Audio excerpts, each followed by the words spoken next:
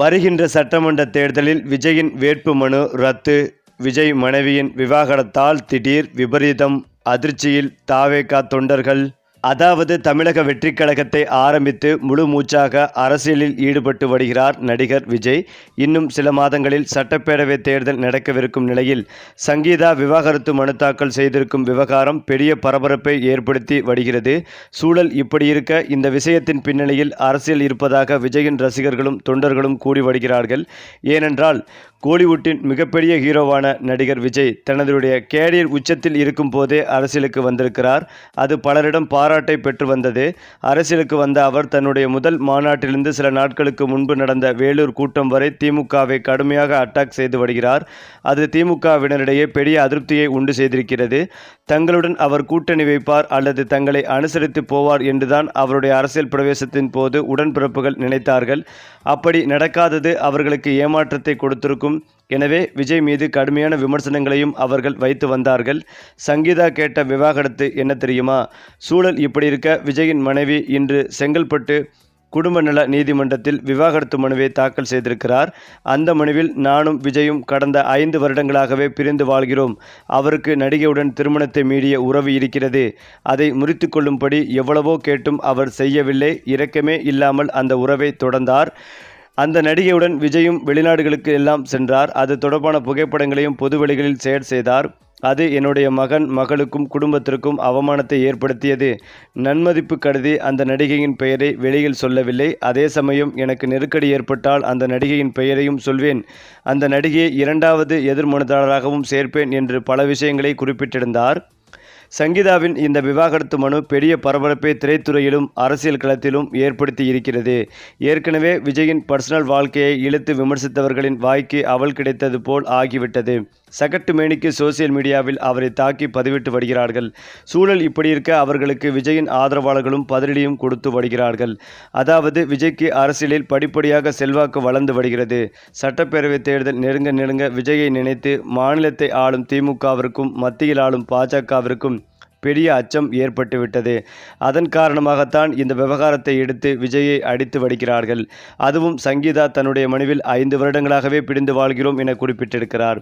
அப்படி இருக்கும் பட்சத்தில் இத்தனை வருடங்களில் அவர் விவாகரத்து மனு தாக்கல் செய்யாமல் சரியாக சட்டப்பேரவை தேர்தல் நெருங்கும் சூழ்நிலையில் எதற்காக இதை செய்ய வேண்டும்? இதன் பின்னணியில் திமுகவும் பாஜகவும் தான் இருக்கிறது. அவர்கள் கொடுத்த அழுத்தத்தின் பேரில்தான் இது நடந்திருக்கும். சில வருடங்களுக்கு முன்பு கூட முரசொலி செல்வம் மறைவுக்கு கோபாலபுரம் சென்றிருந்தார் சங்கீதா. விஜயை அரசியலில் நேரடியாக எதிர்க்க முடியாதவர்கள் சங்கீதாவின் பின்னணியில் இருந்து கொண்டு இயங்குகிறார்கள். இந்த சதியை எல்லாம் எங்கள் தளபதி அசால்ட்டாக காலி செய்து வரும். சட்டப்பேரவை தேர்தலில் எதிரிகளுக்கு தக்க பாடம் புகட்டுவார் என்று கமெண்ட் செய்து வருகிறார்கள். அது மட்டுமில்லாமல் பிரபல திரை விமர்சகரான பிரசாந்த் தன்னுடைய எக்ஸ்தல பக்கத்தில் சங்கீதா முன்வைத்திருக்கும் அனைத்துக்கும் குற்றச்சாட்டுகள் மட்டுமே, அது நீதிமன்றத்தின் இறுதி தீர்ப்பு இல்லை. ஆவணங்கள் கசிந்த நேரத்தையும் வழிகளையும் கவனிங்கள். எங்கு அடித்தால் விஜயை அதிகமாக பாதிக்குமோ அந்த இடத்தில் தாக்க முயற்சி செய்கிறார்கள் என குறிப்பிட்டிருந்தார். அது மட்டுமில்லாமல் அரசியல் இமேஜுக்கு பெரிய அடியாக இது இருக்கும் என்று சொல்ல முடியாது. இதில் வழக்கு விசாரணை தனியாக நடக்கும், கேமரா முன் நடக்கும், மக்கள் முன் நடக்காது. இது விவாத பொருளாக மாறாது. குடும்ப நல வழக்குகள் பொதுவில் நடக்காது. அதனால் அது பெரியதாகவும் மாறாது. வேட்புமனு தாக்கல் சமயத்தில் விஜய் மனைவி பற்றிய தகவல்களை குறிப்பிடாமல் நிறுத்தலாம். நாங்கள் தனியாக இருக்கிறோம், அதனால் அவரின் சொத்து மதிப்பை தாக்கல் செய்ய முடியாது என்று விஜய் ஒரு ஆர்டர் வாங்கி தந்தால் அப்படி நடக்கலாம். இதை விஜய் பிளான் செய்து வருகிறார் என்று சொல்ல முடியாது. அதாவது சொத்து மதிப்பை மறைக்க விஜய் இப்படி செய்கிறார் என்றும் சொல்ல முடியாது. விஜய் அப்படியெல்லாம் பிளான் செய்கிறார் என்றும் சொல்ல முடியாது. அவர்கள் விவாகரத்து செய்ய தனிப்பட்ட காரணங்கள் தான் இருக்கும். சொந்த காரணங்களால், சொந்த சுதந்திரம் காரணமாக இவர்கள் விவாகரத்து செய்யலாம். தனி மனித சுதந்திரத்தை கெடுத்து கொண்டு வாழ வேண்டாமா என்று நினைத்து கொண்டு இவர்கள் விவாகரத்து செய்ய முடிவெடுத்திருக்கலாம். இன்னும் சொல்லப்போனால் அரசியல் தலைவர்களால் அவர்கள் குடும்பத்துடன் நேரம் செலவிட முடியாது. அதுவே கூட குடும்ப பிரச்சனைகளுக்கான காரணமாக அமைந்திருக்கும் என்று குடும்ப நல வழக்கறிஞர் சுந்தரபாண்டியராஜா வரவேற்பு பேட்டி அளித்திருந்தார். தமிழக வெற்றிக் கழக தலைவர் விஜயிடம் இருந்து விவாகரத்து கோரி சங்கீதா மனு தாக்கல் செய்திருந்தார். இது தொடர்பாக சங்கீதா தாக்கல் செய்துள்ள மனுவில் நடிகர் ஒருவருடன் நடிகை திருமணத்தை மீறிய உறவில் விஜய் இருப்பது ஏப்ரல் 2021 ஆண்டுக்கு எனக்கு தெரிய வந்தது. இது வலிகளையும் மன உளைச்சலையும் கொடுத்தது. இது துரோகம் மற்றும் திருமண நம்பிக்கையை மீறுவதற்கு சமம். நெருக்கடி ஏற்படும் பட்சத்தில் நடிகைக்கும் என்னுடைய கணவருக்கும் உள்ள திருமணம் கடந்த உறவை வெளிப்படுத்தும் ஆதாரங்களையும் வழங்குவேன். திருமணத்தை மீறிய அந்த உறவை தட்டி கேட்டதால் வீட்டில் எனக்கான உரிமைகளை விஜய் நிறுத்திவிட்டார். கட்டுப்பாடுகளையும் ஏற்படுத்தினார். நடிகையுடன் திருமணத்தை மீறிய உறவை கொண்டிருந்தார் விஜய். இது எனக்கு 2021 ஏப்ரலில் தெரிய வந்தது. நான் இதை கண்டுபிடித்த பிறகும் இரக்கமே இல்லாமல் அந்த உறவை தொடர்ந்தார். இதனால்தான் நான் மனதளவில் பெரிதும் பாதிக்கப்பட்டேன். நடிகையுடன் உறவை முடித்துக் கொள்வதாக விஜய் ஏற்கனவே கூறியிருந்தார். ஆனால் அவர் திருந்தவே இல்லை.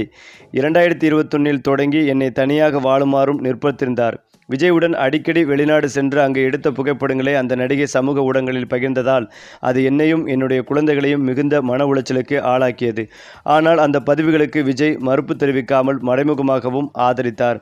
என் கணவருடன் இருக்கும் புகைப்படங்களை நடிகை வெளியிட்டு வருவது எனக்கும் எனதுடைய பிள்ளைகளுக்கும் அவமானத்தை தந்தது. தேவைப்பட்டால் என்னுடைய கணவருடன் திருமணத்தை மீறிய உறவில் இருக்கும் நடிகையை வழக்கின் 2வது எதிர்மனுதாரராக சேர்ப்பேன் என்று சங்கீதா மனுவில் கூறியுள்ளார் என்பதும் குறிப்பிடத்தக்கது. அதிலும் முக்கியமாக விஜய்க்கு பெரிய ரசிகர்கள் கூட்டம் இருக்கிறது. அந்த ரசிகர்கள் கூட்டத்தை நம்பிதான் தற்போது அரசியலுக்கும் வந்திருக்கிறார். 2026 சட்டமன்ற தேர்தலில் விஜய் துவங்கியுள்ள தமிழக வெற்றிக் கழகம் 18% வாக்குகள் வாங்கும் என்று கருத்து கணிப்புகளும் தெரிவித்து வருகிறது.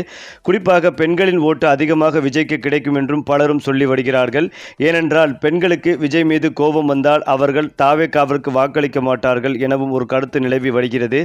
ஆனால் சிலரோ தமிழ்நாட்டு மக்கள் அப்படி இல்லை, சொந்த வாழ்க்கையை பார்க்க மாட்டார்கள். திமுக தலைவர் கருணாநிதி கூட மனைவியார் துணைவியார் என அவருக்கு 2 மனைவிகள் இருந்தது. எனவே அதற்கும் அரசியலுக்கும் சம்பந்தமில்லை என்கிறார்கள்.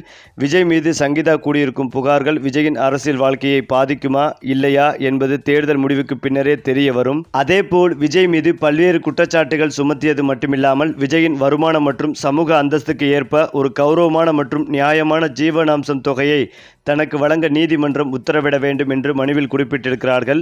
இதன் மூலம் சமூக ஊடகங்களில் பலர் கேட்கும் முக்கியமான கேள்வி, வழக்கு சங்கீதாவுக்கு சாதகமாக சென்றால் விஜய் தன்னுடைய சொத்தில் 50% கட்டாயமாக வழங்க வேண்டுமா என்ற கேள்வியும் எழுந்து வருகிறது. மேலும் 27 ஆண்டுகள் திருமண வாழ்க்கை, 2 குழந்தைகள், விஜயின் திரைப்பட மற்றும் அரசியல் வருமானம் போன்றவை நீதிமன்றம் கவனிக்கும் முக்கிய அம்சங்களாக இருக்கும். விஜயின் நிகர சொத்து மதிப்பு 600 கோடிக்கு மேல் என மதிப்பிடப்பட்டாலும் அதில் 50% தானாக வழங்கப்படும் என்ற சட்டமும் இல்லை. இருவரின் பெயரில் கூட்டு சொத்துக்கள் இருந்தால் அவை தனியாக மதிப்பீடு செய்யப்படும். சங்கீதாவின் தனிப்பட்ட சொத்துக்கள் அவருக்கே உரிமை. ஜீவனாம்சமாக தொகை மாதாந்திரமாகவோ அல்லது ஒரு முறை பெரிய தொகையாகவோ இருக்கலாம். விஜயின் 600 கோடி ரூபாய் சொத்து அரசியல் வாழ்க்கையை கருத்தில் கொண்டால் பெரிய தொகை வழங்கப்படும் வாய்ப்புகள் உள்ளது. ஆனால் அது 50% என்ற கணக்கில் இருக்க வேண்டிய அவசியமும் இல்லை. இந்த நிலையில்தான் தேர்தல் தேதி அறிவிக்கும் சூழ்நிலையில் விஜயின் வேட்புமனு தாக்கல் செய்யும் போது சொத்து விவரத்தை காண்பிக்க வேண்டும். எனவே இந்த விவகாரம் சிக்கலை ஏற்படுத்தும் என்றும் சொல்லப்பட்டு வருகிறது. எதுவாக இருந்தாலும் நீதிமன்ற தீர்ப்பின்படியே இது குறித்த அதிகாரப்பூர்வ அறிவிப்பு வெளிவரும் என்றும் எதிர்பார்க்கப்பட்டு வருகிறது. இந்த ஒரு தகவல் தாவேகா தொண்டர்களை அதிர்ச்சி அடைய வைத்து வருகிறது. சரி, இப்போ நீங்க சொல்லுங்க, விஜய் மனைவி விவாகரத்து பற்றிய உங்களுடைய கருத்துக்களையும் உங்கள் கமெண்ட்டில் சொல்லுங்கள். மேலும் இந்த வீடியோ உங்களுக்கு பிடித்திருந்தால் லைக் பண்ணுங்கள், ஷேர் பண்ணுங்கள். மறக்காமல் நம்முடைய சேனலை சப்ஸ்கிரைப் பண்ணிக்கங்க.